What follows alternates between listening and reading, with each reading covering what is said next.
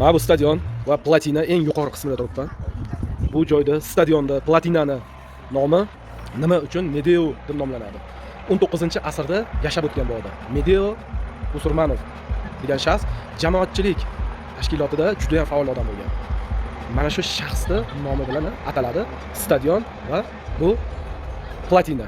Platinaning qurilish tarixidan boshlanishi 1921-yili tepadan juda ham katta sel keladi. Hozir o'sha tomonga ham sel kelayotgan tomonni ham o'tib ko'rsatadi. 1921-yili va buni oqibatida pastdagi Almatta shahri juda ham katta talafot ko'radi. 5000 ta odam halok bo'ladi va 1966-yili platina qurilishni boshlaydi.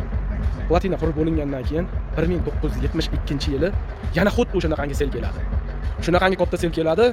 4 million 400 tonna suvda mana shu platina ushlab qoladi. Almatta shahriga o'tib ketishligini sabab bo'ladi mana shu platina. O'shandan beri unaqangi katta sel kelmagan bu vaqtgacha. Hozir o'tib ko'rsataman. O'rmon bo'lib va daraxtlar ko'kalamzor bo'lib yotibdi. Qisqacha tarixi shu. Qayerga borishdan qat'iy nazar, begona davlatga borasizmi? E'tibor bu zo'r joy ekan, ajoyib joylar ekan deb prosta kelmasdan, ozgina bo'lsa ham qaysidir joylarini tarixini o'rganib, o'zingiz uchun bilib qo'yganingiz yaxshi.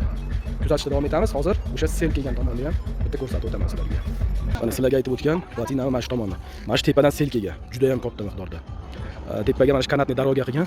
Kanatni daroga. Mana shu bilan olib chiqib ketadi. Buni ham videosini qo'yaman tepada. Juda ham chiroyli joylarni qilib qo'ygan. Aynan mana shu joyga 4 million 400 tonna kub metr suv kelib mana shu yerga yig'ilgan.